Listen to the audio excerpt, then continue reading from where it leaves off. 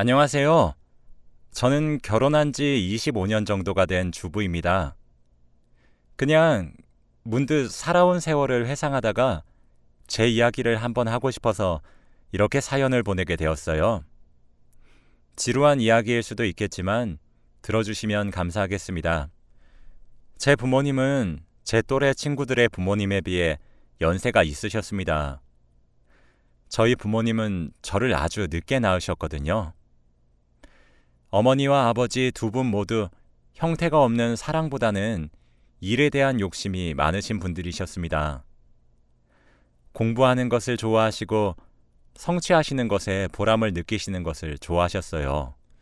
그 때문인지 두 분 다 결혼하는 시기를 놓치셨다가 늦게 결혼을 하셨어요. 결혼을 했을 당시에 어머니는 37살이었고 아버지는 40살이셨죠. 지금 같은 세상에서는 저 나이 때에 결혼을 하는 사람들도 많고 인생은 마음부터 이런 말들도 있었지만 어머니와 아버지의 세대에서는 결혼을 정말 늦게 하신 편이라고 하시더라고요.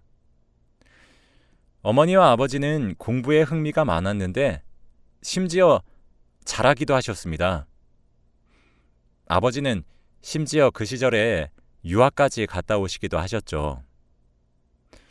아버지는 해외에서 일을 하시다가 부모님을 뵙기 위해 한국에 잠시 들어온 적이 한 번 있었다고 해요.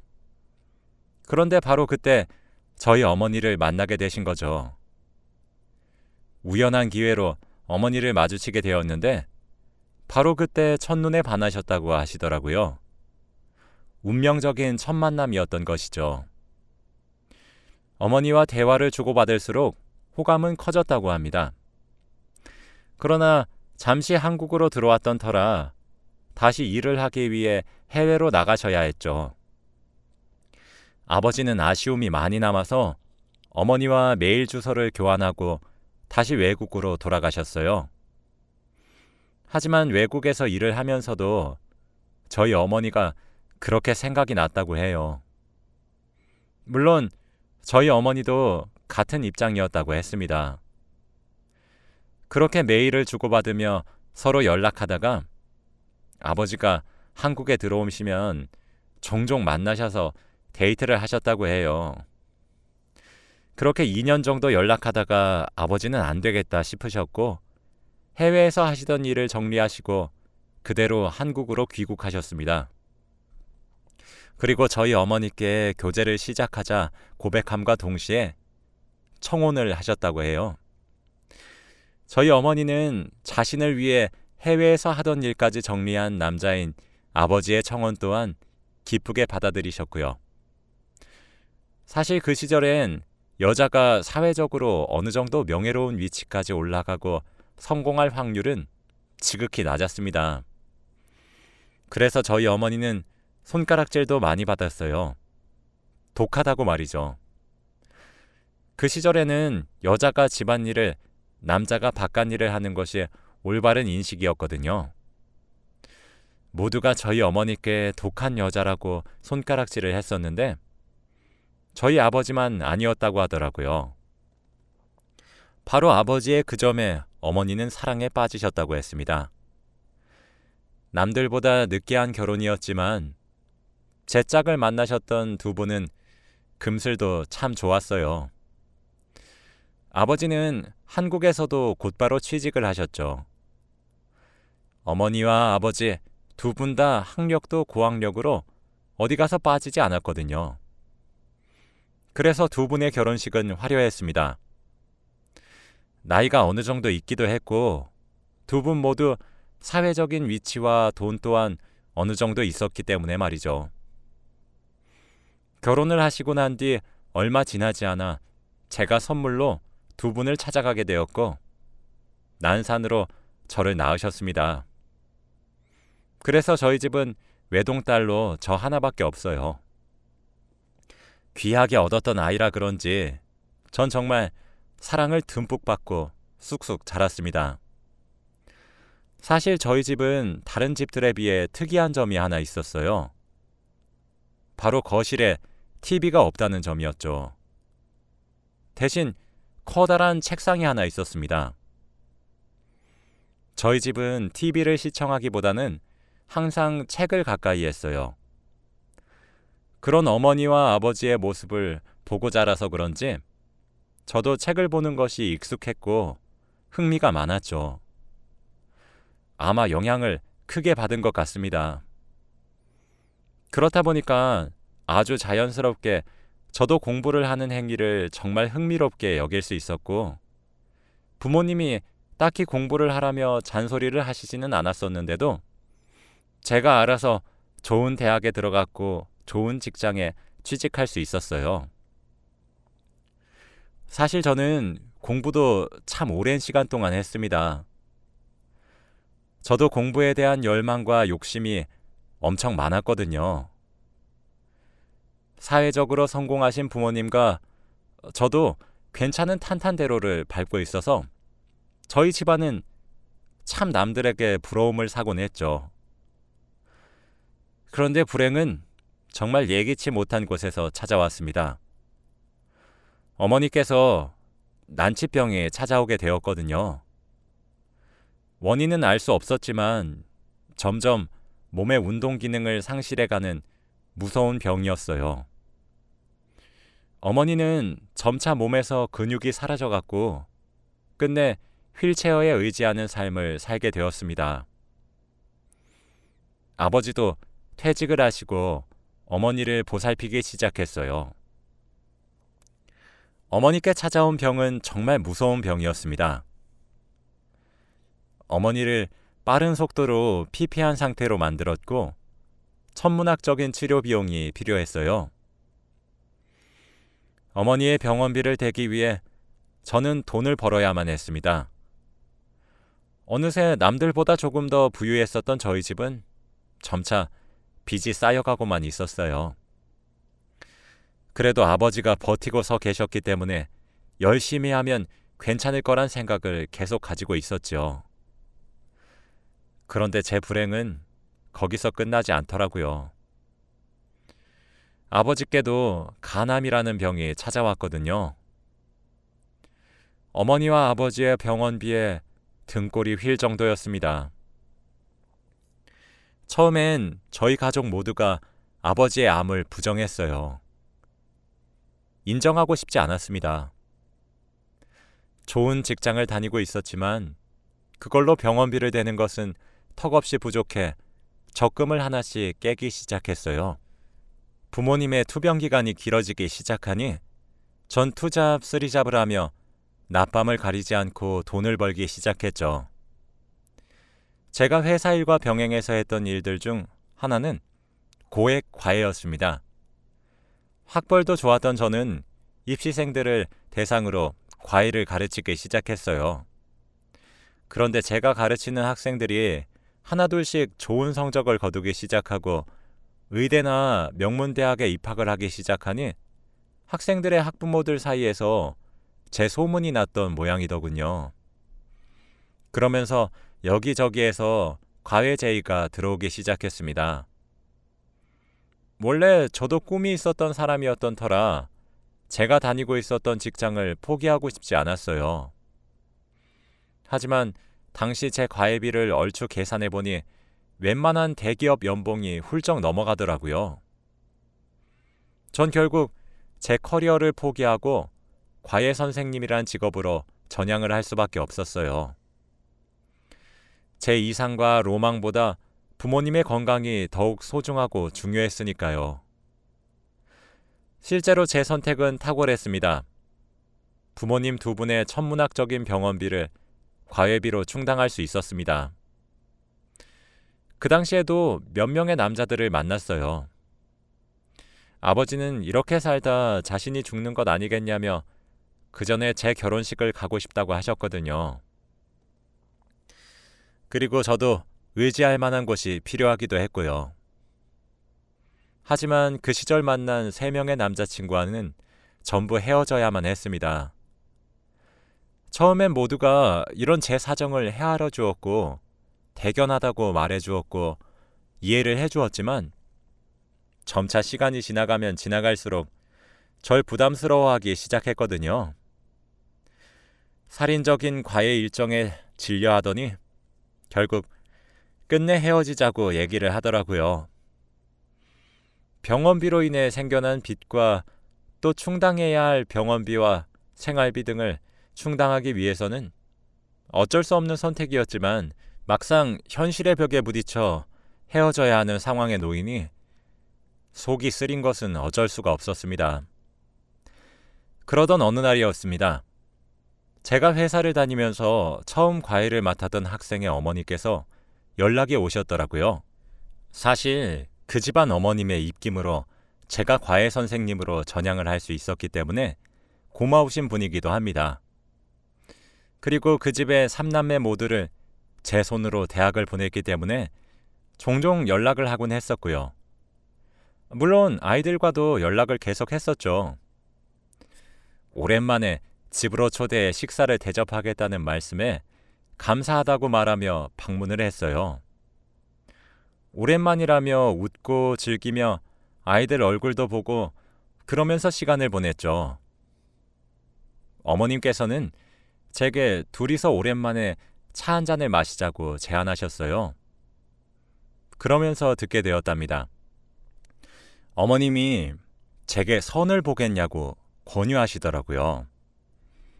본인 외가댁 조카 중 한 명인데 저를 소개시켜주고 싶다고 하셨습니다. 그쪽 집안은 장사꾼 집안이라고 했어요. 부모도 그렇고 그 집 자식들 모두가 공부와 거리가 먼 집안인데 며느리로 학벌 좋은 며느리를 원한다고 하더라고요. 그런데 그 말을 듣는 순간 제가 딱 생각이 났다고 합니다. 학벌도 좋고 참한 여자가 하나 있는데 물어봐 주겠다고 하셨대요. 그리고 그게 바로 저였던 거죠. 어머님께서 말씀하시길 대대로 장사를 하고 있는데 사업이라고 하기엔 규모가 작고 장사라고 하기엔 규모가 크다고 했어요. 현재 그 사업을 물려받기 위해 일을 배우고 있다고 하더라고요. 그렇게 선을 보게 되었습니다. 첫인상을 보면서 바로 느껴졌습니다. 저와 너무 다른 스타일이란 사실을 말이죠. 아무래도 사람을 상대로 장사를 하는 사람이다 보니 말도 능숙하게 잘하는 듯 했어요. 다소 거친 면이 없지 않아 보였지만 조심하는 것도 많이 느껴졌죠. 본인이 하는 일에 대한 자부심도 커 보였고 자존감도 정말 높아 보였습니다. 드라마에 나오는 남자 주인공처럼 센스가 엄청나진 않았지만 저를 배려해 주려고 노력을 하고 있다는 사실은 느껴질 정도였어요. 그렇게 몇 번 만남을 이어나갔습니다.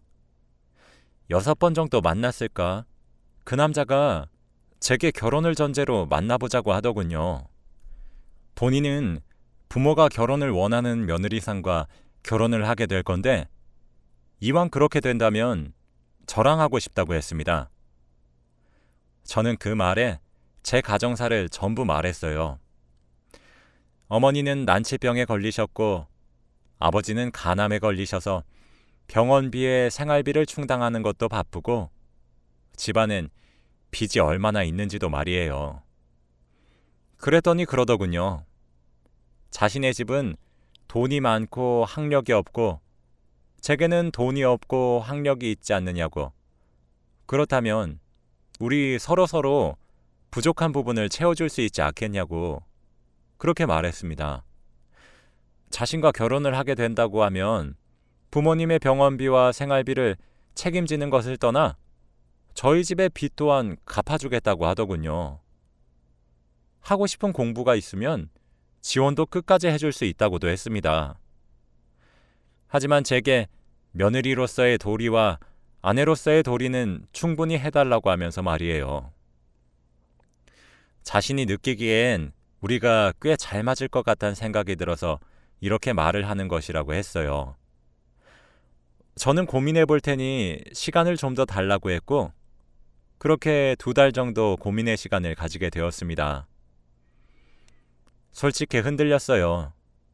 그렇게 그 남자와 결혼을 하게 된다면 사랑이 없는 결혼이 되겠지만 편안하고 안락한 삶을 살 수 있을 것 같더라고요.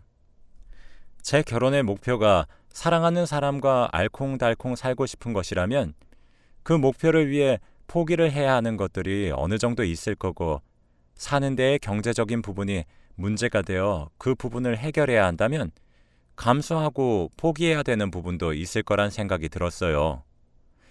제가 원하는 것이 뚜렷하다면 그 뒤에 수감되는 고통들을 감수하고 견디기가 더 나을 것 같더군요. 그리고 전 더 이상 그렇게 무언가에 치이는 삶을 살고 싶지가 않았습니다. 무언가를 선택하면 그에 따라오는 것들은 반드시 있으니까요. 20대 후반의 나이부터 갑작스럽게 찾아온 불행의 연속에 지칠 대로 지쳤고, 누군가가 내미는 도움의 손길을 뿌리치기 힘들었습니다. 어차피 사랑으로 결혼을 해도 그 사랑이 몇 년밖에 가지 않다가 다들 우정으로 산다는데, 우정으로 시작해도 되지 않을까 하는 합리화를 하기 시작했어요. 죽기 전에 제가 가정을 꾸리는 모습을 보고 죽는 것이 꿈이라고 말하시는 부모님을 외면할 수도 없었죠. 그렇게 그 남자와 결혼을 하게 되었습니다. 제 상황이 막막한데 이런 집안의 자식을 며느리로 삼으려는 집안도 많이 없잖아요. 그렇게 10번도 채 되지 않는 만남 끝에 저희는 결혼을 전제로 만나게 되었고, 만난 지 6개월 만에 결혼을 하게 되었습니다. 제겐 시댁이 생겼죠. 시어머니와 시아버지도 인자하셨습니다. 대대로 장사를 해오신 분들이라 조금 억세신 부분들은 많았지만 속정이 많으신 분들이셨죠. 저는 혼수를 해가지도 못했고 집을 해가지도 못했어요. 몸만 갔어도 다행일 정도였는데 제 남편은 빚까지 갚아주었죠.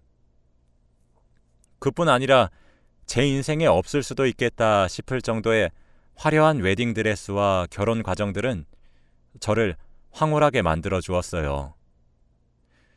결혼 전 부부로서의 의무를 지키기만 해달라는 남편의 제안 역시 저는 잘 지켰고, 그 대신 저희 부모님의 투병 생활을 조금 도와달라는 제 요청도 남편은 잘 지켜주었습니다. 남편과 결혼을 하고 살인적인 과외의 스케줄도 줄일 수 있게 되었어요. 그렇게 줄이고 싶어도 줄일 수 없었는데 참 아이러니했죠. 남편은 제가 하고 싶었던 공부에도 지원을 해주었어요. 관심사가 달라서 결혼 전엔 참 많은 걱정을 했었는데 막상 같이 살고 보니 재밌게 살 수 있더군요. 남편과 시댁 덕에 저는 마음 편하게 제 부모님을 모실 수 있게 되었고 잘 보내드릴 수 있게 되었습니다. 지금은 두 분 다 돌아가시고 계시지 않아요. 하지만 남편이 저희 부모님의 투병 생활을 도와주지 않았다면 전 많은 부분들이 제게 한으로 남았을 것이라 단언할 수 있습니다. 남편에겐 참 고맙죠. 어머니와 아버지의 임종을 지켜야 할 때에도 남편은 저희 부모님께 자기 걱정은 접어두고 괜찮으니 믿고 맡겨달라고 위로해 주기도 했습니다. 그 말에 안심하시고 세상을 차례로 떠나가셨습니다. 남편과 시댁 어른들께서는 공부에 흥미와 재능이 없으셨을 뿐이지 며느리인 제 말도 귀 기울여 들어주시고 사랑해 주시더군요. 돈 보고 결혼하긴 했지만 세월이 지나고 저희 부부 사이에 아이도 생기고 나니 불나방처럼 뜨겁고 열렬한 사랑을 하진 못했지만 연탄불처럼 은은하고 오래가는 사랑을 할 수 있게 되더군요. 여유로움에서 느낄 수 있는 안락함이 참 좋았어요. 불같이 뜨거운 사랑도 있지만 편안하고 여유로운 사랑도 있다는 사실을 알게 되었습니다. 전 결혼 이후에도 소수정예로 과외는 계속 해왔어요. 학부모님들 사이에 소문이 많이 나기도 했죠. 남편은 그런 제게 작은 학원을 차려보는 것은 어떻겠냐고 하더라고요. 저희 동네에 영어와 수학을 가르치는 단과 학원을 하나 차리게 되었고, 지금은 제가 어엿한 원장의 자리에 앉아 있습니다. 남편이 장사꾼이긴 한 것인지 아니면 제게 가능성을 본 것인지 모르겠지만 학원은 성황리였어요. 제가 하고 싶었던 공부는 접어야 했지만 또 다른 제 적성을 찾았기에 접은 공부에 대한 미련이나 후회는 없었습니다. 또 저는 결혼 후 딸과 아들을 하나씩 낳았어요. 알고 보니 시댁 자체가 손이 무척이나 귀한 집이었는데 제가 아이를 둘이나 임신해서 절 복덩이처럼 대해주시더라고요. 제가 아이들을 가르치는 직업을 가지게 되어 그런지 저희 아이들도 하나같이 서울에서 내로라고 하는 명문대학교에 입학해서 현재 딸은 졸업을 해서 좋은 곳에 취직을 해서 회사를 다니고 있고 아들은 지금 군대에서 전역한 지 얼마 되지 않았습니다. 지금 딸아이의 나이가 딱 제가 힘들어했을 시절 또래의 나이라 그런지 옛날 생각이 참 많이 나는 것 같아요. 며칠 전 남편에게 나랑 결혼해야 되겠다는 확신은 언제 든 거냐고 물으니까 제 가정 환경을 보고 그런 생각이 들었다고 하더라고요. 그렇게 불우하다고 느껴서 비관적으로 생각할 수 있는 환경에서도 어떻게든 제 꿈을 놓지 않으려고 하면서 가족들에게 희생을 할 수 있는 모습을 보면서 저와 결혼을 해서 자신의 미래를 맡기게 되면 어떤 불행이 저희를 덮쳐도 헤쳐나갈 수 있겠다는 확신이 들었다고 하더라고요.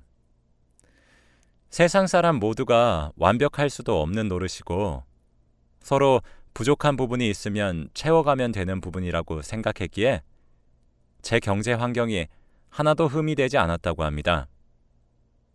그 말이 제게 참 감동적으로 들렸어요. 그래서 결혼을 앞둔 사람들께 말하고 싶습니다. 사랑이 있으면 좋겠지만 부부 사이가 되기 위해 가장 필요한 덕목은 함께하는 미래를 배우자에게 맡길 수 있는가, 이 부분이 가장 중요한 것 같아요.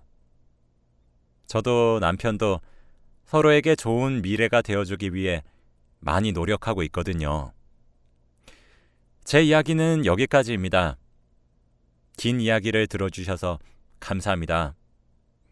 다들 건강 유의하시길 바라며 행복하세요.